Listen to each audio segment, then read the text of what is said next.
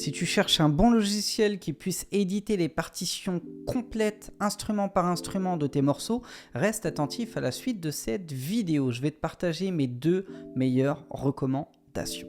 Alors, dans quel cas est-ce que tu peux déjà avoir besoin d'une partition? Tu as plein de cas précis.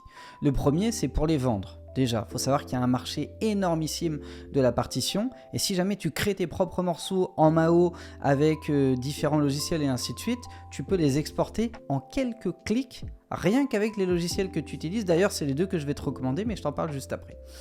La deuxième raison, c'est que ça peut être de simplement extraire des partitions pour les offrir dans un pack. Si jamais tu sais que tu as des gens qui aiment rejouer certains morceaux au piano, à la guitare ou autre, eh bien ça peut être intéressant de l'offrir à ton public comme lead magnet pour bâtir ou consolider ou développer la fanbase bien que tu as autour de toi. La troisième raison, c'est lors de ton adhésion SACEM en qualité d'éditeur. On va te demander ce qu'on appelle des partitions graphiques et eh bien, tu peux les éditer directement avec ces 2 logiciels. Bref, tu peux avoir une multitude de raisons qui te poussent à avoir besoin de tes partitions. La dernière que je vois, ça peut être simplement pour préparer un live. Tu dois faire venir des musiciens, tu dois préparer un show et ainsi de suite. Tu peux sortir des partitions directement pour leur faciliter le travail. Alors, de quelle manière tu peux créer ces fameuses propre partition basée sur tes morceaux? Eh bien moi j'utilise 2 outils. Le premier c'est Logic Pro. Logic Pro qui est mon logiciel de MAO par excellence, c'est là-dessus que je crée l'intégralité de mes morceaux depuis que j'ai démarré dans la musique.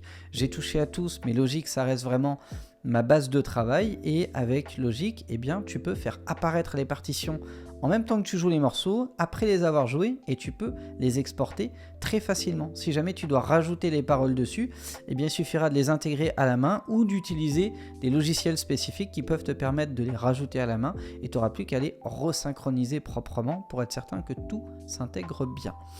Le deuxième, c'est Guitar Pro. Alors moi, j'utilise très peu Guitar Pro, sauf quand je suis en studio et que je fais intervenir un artiste qui lui l'utilise, donc c'est pas un logiciel que je maîtrise, je vais pas beaucoup t'en parler, mais j'ai déjà vu des créateurs exporter des partitions, des tablatures aussi à partir de Guitar Pro, et ça fonctionne très très bien. Ça a l'avantage d'être gratuit entre guillemets si tu as déjà ces logiciels là avec toi, et je pense que Ableton Live a aussi une fonction pour ça, je pense que sur Cubase tu peux aussi le faire, et ainsi de suite. Donc en réalité les logiciels qu'on utilise déjà pour créer la musique peuvent aussi te servir à faire apparaître les partitions et à les exporter directement à partir du logiciel que tu as.